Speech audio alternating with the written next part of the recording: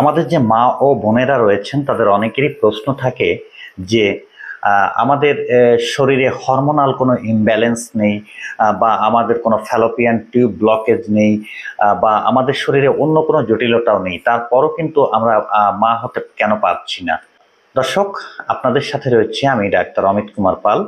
আজকে কথা বলবো যে ওভুলেশন পিরিয়ড, সেই ওভুলেশন পিরিয়ডের সময় ঠিক কখন সহবাস করলে আপনি মা হতে পারবেন সেই বিষয় নিয়ে।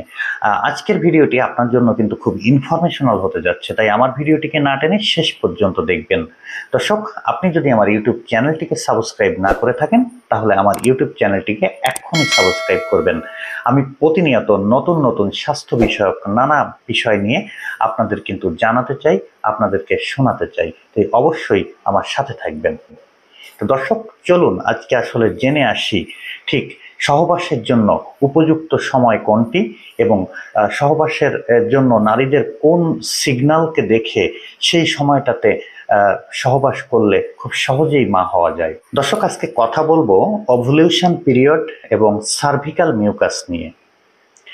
ওভুলেশন পিরিয়ডের যে বিষয়টি সেটি হচ্ছে মেয়েদের শরীরে যে মেনস্ট্রুয়াল পিরিয়ড হয় সেই পিরিয়ডের ঠিক 14 দিন আগে থেকেই কিন্তু ওভুলেশন পিরিয়ড শুরু হয়। এই সময়টাতে কিন্তু যে ডিম সেটি পরিপক্ক হয়, সেটি কিন্তু প্রজননের জন্য একেবারে উপযুক্ত একটি নির্দিষ্ট সময় আছে, এবং সেই যে সময়টি থাকে এই সময়টিতে সহবাস করলে কিন্তু খুব সহজেই আপনি প্রেগনেন্ট হতে পারেন। তো এই যে ওভুলেশন পিরিয়ড, এই ওভুলেশন পিরিয়ডটিকে যদি আপনাদেরকে বুঝতে হয় তাহলে প্রথমেই যে জিনিসটি আপনার জানা দরকার সেটি হচ্ছে আপনার পিরিয়ডের সঠিক তারিখটি। ধরুন আপনার 1 থেকে 30 তারিখের মধ্যে আপনার ওভুলেশন পিরিয়ডের ডেটটি 30 তারিখ। তাহলে কি হবে? তাহলে 30 তারিখ থেকে তার পেছনের দিকে 14 দিন আপনি মাইনাস করবেন। যে 14 দিন আপনি মাইনাস করলেন, 30 তারিখের আগে যে 14 দিন সময়টি থাকবে, এই 14 দিন সময়টি হচ্ছে ওভুলেশন পিরিয়ড। আর এই যে ওভুলেশন পিরিয়ড থাকে, এই ওভুলেশন পিরিয়ডের মাঝে একটি সিগন্যাল রয়েছে, যে সিগন্যালগুলো সম্পর্কে আজকে আমি আপনাদের সঙ্গে কথা বলবো। এই যে সিগন্যালগুলো রয়েছে, সিগন্যালগুলো দেখে আপনারা কিন্তু খুব সহজেই বুঝতে পারবেন যে আপনার জন্য সহবাসের যে উপযুক্ত সময়, সেই উপযুক্ত সময়টি কোনটি। এই সময়টাই কিন্তু ডিম্বাণু পূর্ণ পরিপক্ক থাকে, এবং এই ডিম্বাণু কিন্তু মা হওয়ার জন্য উপযুক্ত থাকে। তো দর্শক, চলুন আসলে জেনে আসি এই যে ওভুলেশন পিরিয়ড, এই ওভুলেশন পিরিয়ডের মাঝখানে সেই সিগন্যালগুলো কি রয়েছে।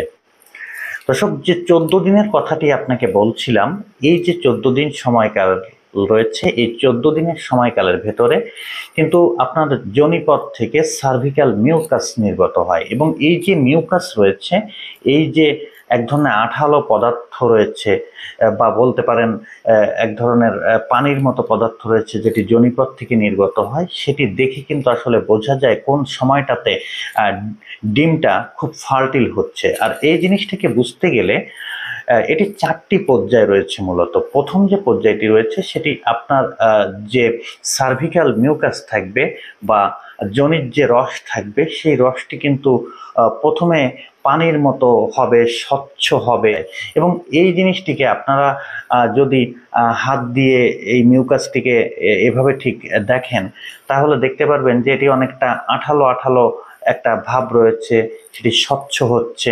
এটি কিন্তু ওভালুশনের প্রথম পর্যায়। এটি 2 থেকে 3 দিন সাধারণত স্থায়ী হতে পারে, এবং এর যে দ্বিতীয় পর্যায়টি রয়েছে, এর দ্বিতীয় পর্যায়ে যে সার্ভিক্যাল মিউকাস রয়েছে, এই সার্ভিক্যাল মিউকাস কিন্তু একটু গাঢ় রঙের হয়ে থাকে, কোনো কোনো ক্ষেত্রে দেখা যায় খুব আঠালো হচ্ছে, সাদা সাদা হচ্ছে, এরকম কিন্তু একটা ব্যাপার হয়ে থাকে। এই যে 2টি পর্যায়ের কথা বললাম, এই 2টি পর্যায় কিন্তু সহবাসের জন্য উপযুক্ত সময় না, এবং এই 2টি পর্যায়ে সহবাস করলে কিন্তু প্রেগনেন্সি যে হবে এমন কোনো ব্যাপার নেই, আবার হতেও পারে। তবে সাধারণত যেটি বলা যায় যে সময়টাতে আপনার যে ডিম্বাণু রয়েছে সেটি যে পূর্ণ ফার্টিল হচ্ছে, এই ফার্টিলিটিটাকে বোঝা গেলে আপনাকে এর পরের স্টেপটাতে যেতে হবে। এর পরের যে স্টেপটি রয়েছে সেটি সাধারণত আরও 2-3 দিন পরে, আপনার দ্বিতীয় পর্যায়ের আরও 2 থেকে 3 দিন বা 4 দিন পরে এরকম সময় কিন্তু স্থায়ী হয়ে থাকে। এই সময়টাতে দেখবেন আপনার যে সার্ভিক্যাল মিউকাস রয়েছে, এই সার্ভিক্যাল মিউকাসটি কিন্তু আঠালো ভাব থাকবে এবং অনেকটা স্বচ্ছই থাকবে, তবে তাতে কিন্তু এক ধরনের আঠালো রকমের চিটচিটে একটা ভাব থাকবে। এই সময়টাতেও কিন্তু ডিম্বাণু পূর্ণ ফার্টিল হয় না। তবে এর পরের যে পর্যায়টি রয়েছে, এর পরের পর্যায়টিতে দেখবেন যে আপনার যে সার্ভিক্যাল মিউকাস রয়েছে সেটি কিন্তু পানির মতো স্বচ্ছ হবে, তাতে কিন্তু একদম আঠার মতো কোনো ভাব থাকবে না, অনেকটা চিটচিটে ভাব থাকবে, একেবারে পানির মতো স্বচ্ছ থাকবে। ঠিক এই যে কথাটি আমি বলছি, সার্ভিক্যাল মিউকাসের এই যে পর্যায়টি রয়েছে, এই পর্যায়টিতে কিন্তু আপনার যে ডিম্বাণুটি রয়েছে সেটি কিন্তু পরিপক্ক হয়ে গেছে এবং এই যে সময়টি রয়েছে এই সময়টিতে সহবাস করলে কিন্তু খুব সহজেই মা হওয়া সম্ভব।